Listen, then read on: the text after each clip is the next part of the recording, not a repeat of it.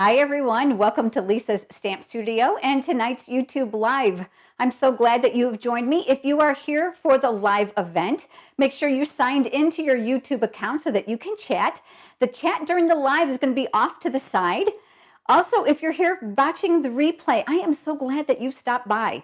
I have 3 different card layouts for you using the exact same stamp set. It's a great way to expound that investment on your purchase. And I know that these layouts are going to be great despite whether you have the stamp set or not. I also want to take just a minute here and introduce you to my virtual assistant, Megan. If you're here during the live, you'll see her name in blue off to the side. Megan's going to be able to chime in and interact with you, especially when my head's down to the table and I'm stamping. It's really difficult for me to try to catch those comments. But I'm so glad that you've all joined me. What do you say we get started? Let me turn the camera down. Just give me 1 second to get you all focused in. Make sure you got a good view. I've got a little bit brighter light there for you as well. I'm going to straighten you out here. There's nothing worse than crooked wood plank, right? All right, let's get started. I'm going to be using the Beach Happy stamp set. I don't know about you, but I'm ready for Florida. Now, I live in Florida where it's already nice and warm. We're in the mid-80s. But those of you in the northern states of the U.S., you're probably really ready for spring and summer. So I thought this would be a great way to warm you up.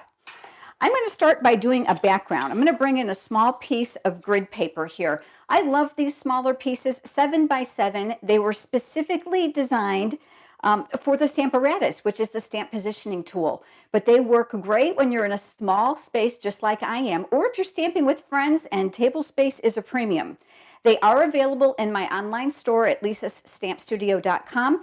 We also have a much larger, 18 inches, so if you like those, and they come in a pad.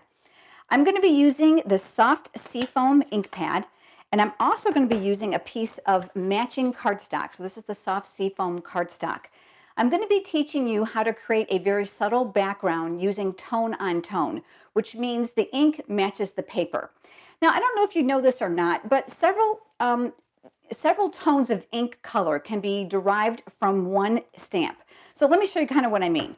If I were to ink this up, you're going to see here on the scratch paper, it's going to have one shade. But if I don't ink it again and I stamp, it's going to be a lot lighter.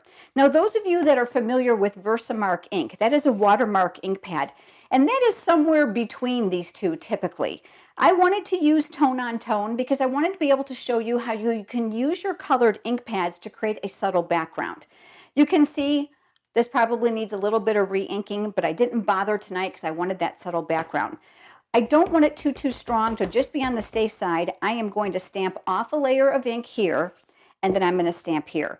And I think because of the video, and this is a light real pastel color, it's going to be difficult for you to see, but bear with me. I'm going to hold it up for you in just a few minutes. I'm actually stamping off every single time to create a very subtle background. The great thing about Stampin' Up! Products is the color coordination. I don't know if you guys can see this or not. I'm going to hold it up. I'm hoping that you can. So very, very subtle. We don't want to take away from the focal point of the card, but at the same time, I didn't want to emboss it or use designer series paper. So by using the images in the stamp set, you're able to create continuity really easily. All right, now I've got my Stampin' Scrub just off camera, so I'm going to go ahead and switch that around, and I'm going to close this up. And I am going to switch over now to a piece of crumb cake cardstock. So I've got a piece of crumb cake here. And again, more tone on tone stamping. Oh, I got to turn the volume off. Hold on 1 second. I don't want any feedback from my iPad where I'm trying to watch your comments. Crumb cake again, and this time from that exact same stamp set. So everything here is from the same stamp set. Is this beautiful beach chair and umbrella. This will warm you guys up, right? So I'm going to ink that up as well. It is an outline image, and a lot of times we think we have to color in outline images, and we really don't. So I'm going to stamp that over here to the left side. This is a great example of that. So there we have our beach chair. I'm going to give you a tip about this as well. Do you see the stand on the umbrella? I'm going to zoom you in just a little bit. The easiest way to make sure that the chair is not, off kilter, unless it's deep in the sand, is to line up the pole for the umbrella. So that's just a great tip for you, especially if you have other images where some of the pieces are tilted and the others are straight. Look for the one that's intended to be straight, and that'll make your image straight every single time. All right, so we've got that going on there. I can close this up. And what I'm going to do now is I'm going to set that off to the side, and I'm going to bring in a piece of Whisper White cardstock. This is just a little tiny scrap. And I'm going to stamp another image, all again from that same stamp set. I'm using Memento ink, which is my black ink pad of choice.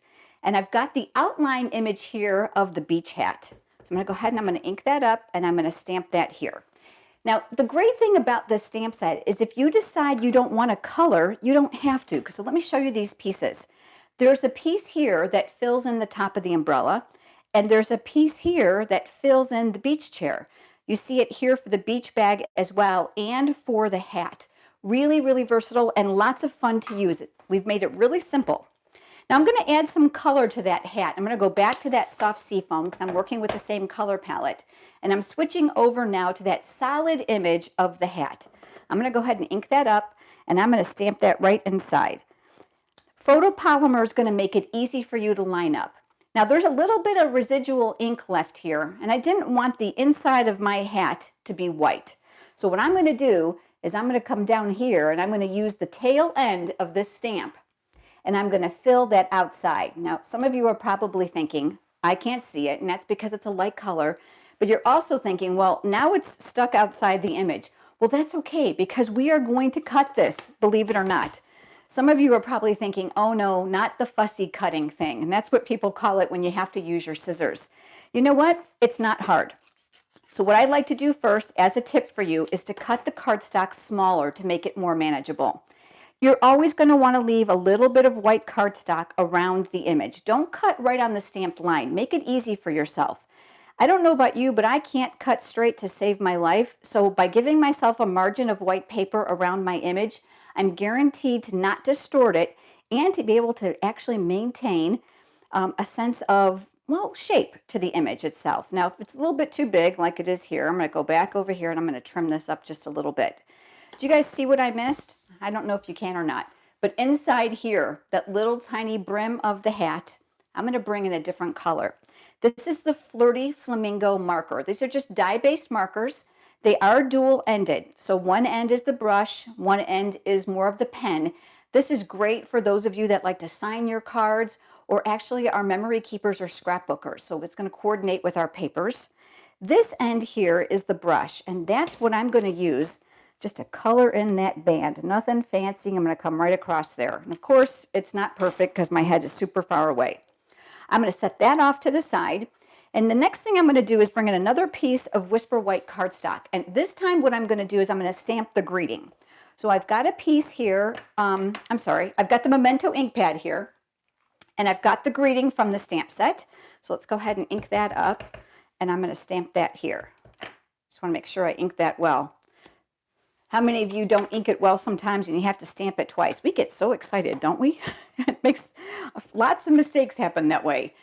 I've pulled out the 1 1/2 inch circle punch. Now make sure you hang with me because I've got 2 other cards with different layouts using this exact same stamp set.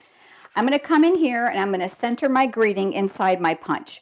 Punches are quick and easy to use. All right, so I'm going to set that off to the side, put my scraps over there. Now I want to layer behind this because I know it's going to be a little bit plain. So I'm going to pull out my framelits. These are the layering circles framelits, and you can see here that we have graduated sizes of scallops as well as plain circles. Now this is definitely a shape that you're not able to cut by hand. So dies are a wonderful thing for that. What I'm going to do is I'm actually going to die cut myself a scallop circle to go behind this greeting. So let me just stick that greeting off to the side. I've got my Big Shot die cutting machine here. Let me just get that all ready. I like to use my magnetic platform because it helps hold my metal dies in place. It is certainly not required. It's just a Lisa thing. I've got a scrap here of that same Flirty Flamingo color. Remember we used to use the marker for the brim of that hat? And then here I've got that scallop shaped die. So all I did was just visualize a smaller circumference for the white paper versus this one. And I'm going to cover that up, and then I'm going to crank that through. So that Big Shot die cutting machine is going to do all the work. And that's going to leave us with that perfectly die cut image. Let me just pull this apart. So there we go. We've got our scallop. Let me set that off to the side, make a little bit of room here. All right, now it's assembly time. This comes the fun part, right? We've done all the work. I'm going to put these two together, and I'm going to be using some adhesive, and I'm a big fan of my silicone craft sheet. I love this because adhesive will not stick to it. It literally will rub right off because of the silicone surface. It's going to ensure that this stays sticky free, especially when you're working with these small pieces of cardstock.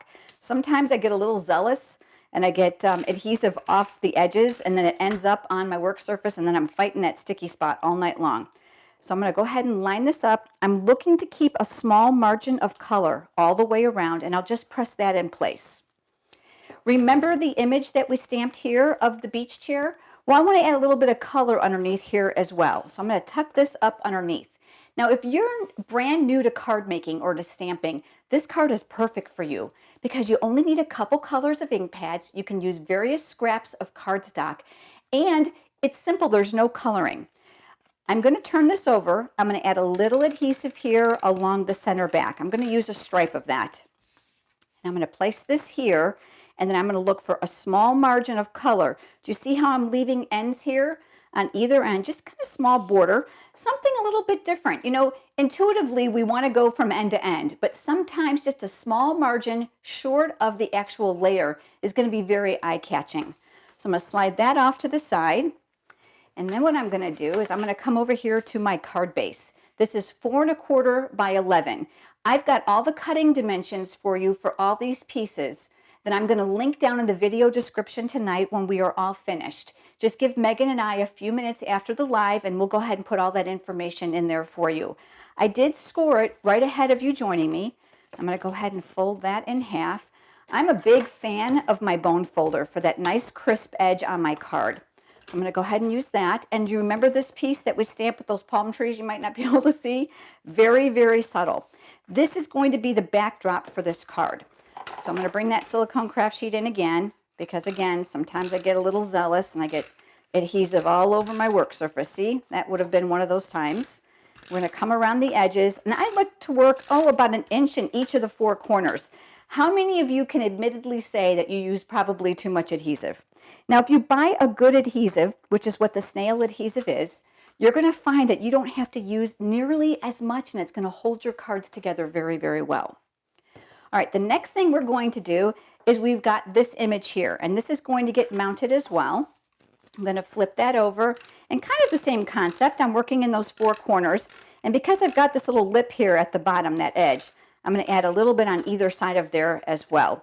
I'm always cognizant that I'm mailing my cards, so I'm generous with the adhesive in the areas I think that the card will lift, and typically it would be on the edges. So I'm going to leave a small margin here at the bottom, and I'm looking to align it side by side, and I'll press that in place. Remember that greeting? All right, let's go ahead and add that now. I'm going to flip that over, and I'm reaching over for my dimensionals. These are pre-cut, double-sided pieces of foam tape. And I love it because you don't have to gunk up your scissors and cut them. So they're already done for you. Taking off that paper backing, that's going to reveal the other sticky side. And then what I'm going to do is I'm going to attach that here. Now, I don't know if you've seen my videos before, but this is like just too plain for my taste. Now, you certainly can stop here. But I want to give it a little bit of an embellishment, a little bit of an outdoorsy vibe to kind of go with that crumb cake background. So I pulled out my burlap ribbon, and you might be thinking, well, what happened to that? Well, that's what I did. I actually took it apart. Down here inside the filaments, you can actually pull out a couple strands or 1 strand at a time. So it allows you to use it kind of like linen thread. The reason I like this better is it's a little bit more textile, a little bit more rough. So it really lends credence to a beachy card. Great for masculine cards as well. So I'm going to come up to the inside of the card. I'm going to show you what I've done. Come up to the inside, and I'm going to do a single loop bow. Now, if you haven't seen me do this before, I'm going to walk you through it. But I'm going to tell you right now, I, like the rest of you, struggle with trying to keep these strands in place. So I'm going to give you a cheat method. Are you ready? You're going to take a glue dot, and I'm going to use my paper piercing tool, which is on the end of my Take Your Pick pickup tool. I love this tool. This end has a putty tip, which is going to pick up small pieces of paper, as well as sequins. It is refillable, and it comes with a putty refill. You just unscrew it and you put it on. This end is dual ended. You just dial it and pull it out. Now you're going to look at that and see how gunky it is. I use this when I've got to lift up my adhesive corners and I've got to shift things because they're not crooked. It's one of my best friends. And a little bit of Goo Gone, which is a citrus-based cleaner, will take that right off. You can see I've been a little bit lazy. I got to work on that. This dials back in, and I've got my paper piercing tip here. But it also comes with a dual-sided stylus tool that you can change. $10. This will change your paper crafting experience, I promise. All right, so we're coming back to the glue dot. I'm going to pick one up, and I'm going to kind of just distort it. It's really kind of a gunky mess, right? With my finger, I'm going to turn it into a small little ball. I'm not worried about breaking down some of that stickiness, and I'm just looking to see where I'm going to want that knot to fall, and I'm just going to guess right about there.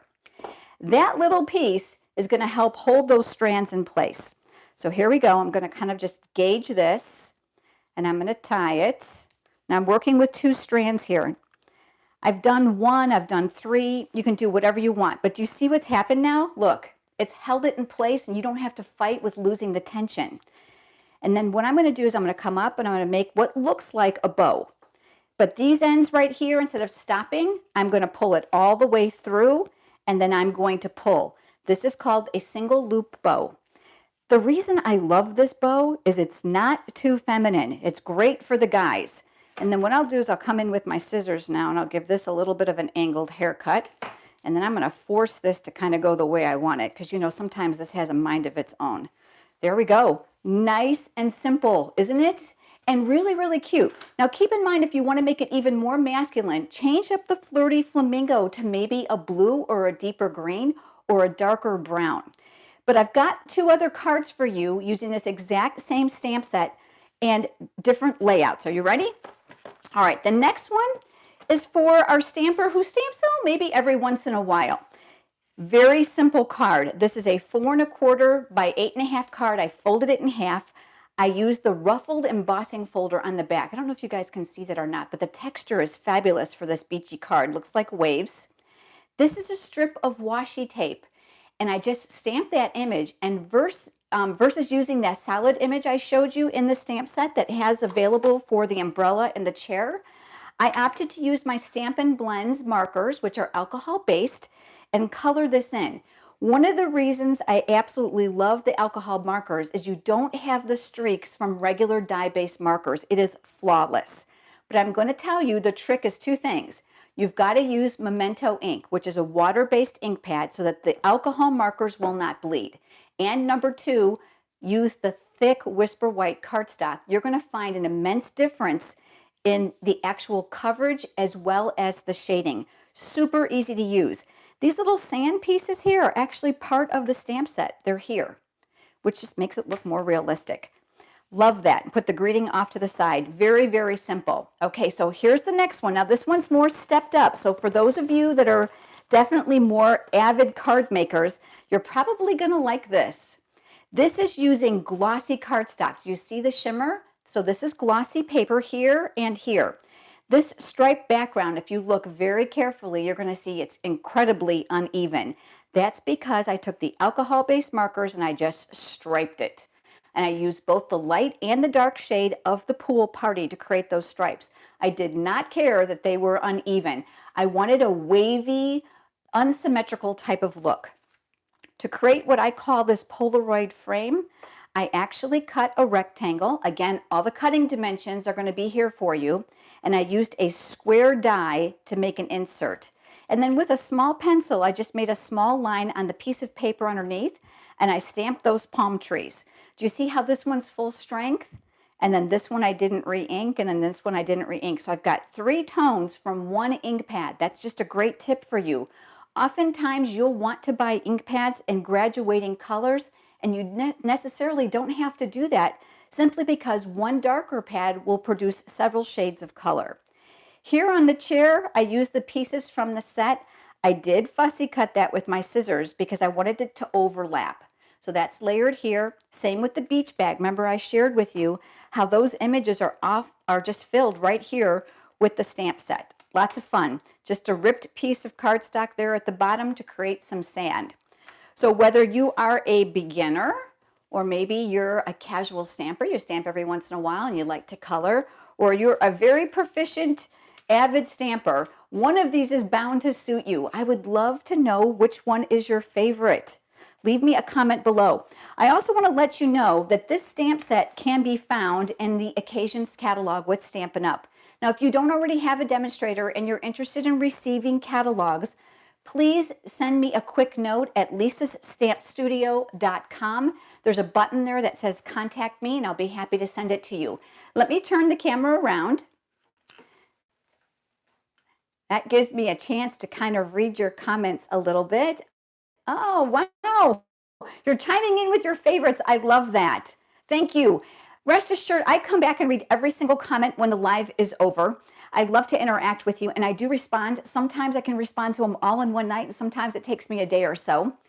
Before I go, a couple things. Number one, I'm going to be live back with you again. I'm looking at my calendar on Thursday, May 9th at 8 p.m. Eastern Standard Time.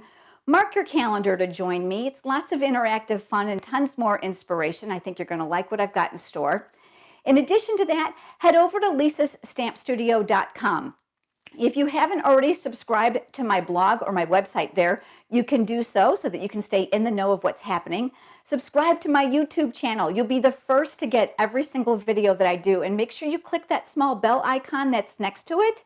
That's going to give you notifications of when I'm live here on YouTube, as well as when I upload a new video.